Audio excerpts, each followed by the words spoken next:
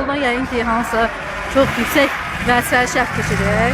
Yerdə qalan insanlar təbii ki, bizim ölkədə insan hesab olmadığı üçün onların hərəkət eləmək, yaşamaq hüquqları, hər cür hüquqlar pozulduğu kimi böyle deyək, sakitlik hüququ da pozulur, hər şey pozulur. Valla yolu bağlayıblar. Bayaqdan bəlkə bir 15 dəqiqədir ki, bu səsləri işitirik. Vətəndaşlar da reaksiya vermir. Bu onların adi gündəlik həyatıdır. Bir normadır, dostum demiş. Və belə situasiyalar, yəni ki, Bakının az qala hər gün hansısa bir küçəsində rast gəlmək.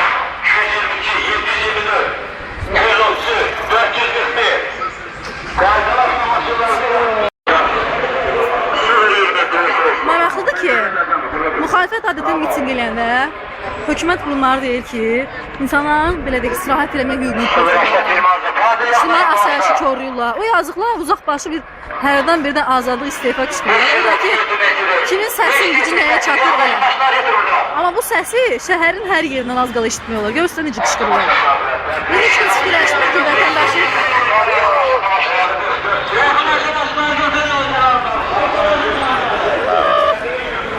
ləzzətdir. Heç belə səsləri haradasa, hansı ölkədə eşitirsiniz? Görün küçədə nə qədər insan var. Onlar nə qədər istirahət hüququ pozulur. İş gününün sonudur. Dincəlmək istəyirlər. Sakitlik istəyirlər. Rahat yolla hərəkət eləmək istəyirlər. Təcil olaraq gözür küçələr də süpürdürlər. Niyə только insanlarla təmizləyirlər? Küçədə yollarda, maşınlardan təmizləyirlər. Əlaclarında olsa insanlar da süpürərlər. Tək insanlar da olmasın küçədə. Нет человек, нет проблем. Hə, insan olmasa, vəbşə nə bilim, Naxçıvandakı kimi elə əl olar, adam zad qalmasa, hər yer tərtəmiz, zibiliyən də olmaz. Nə deyir bu, hamı çüt-çüt gəzir, buna bax, iki qız yan-yana. Naxçıvanda yəqin mağazalarda manikenlər də tək-tək qoyurlar. Mən elə düşünürəm. Hoşum, belə. Bu bizim gözəl, günü-gündən inkişaf eləyən və insan hüquqlarının hər gün ayaq altında qalıb əzildiyi bir paytaxt şəhər Bakıdır. Bəli, biz yerin altına giririk. Çünki yerin üstündə vəziyyət olduqca gərgindir. Sağ olun. Yolları saxlayıb.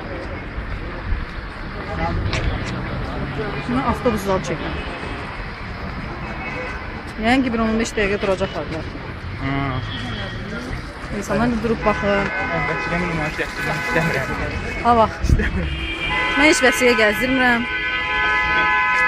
Mən jurnalist xasiyyətim var, bəsdir. Bu Bakının gözəl axşam, gecə serenadasıdır. Sevgi nəğməsi oxuyur hökumətə.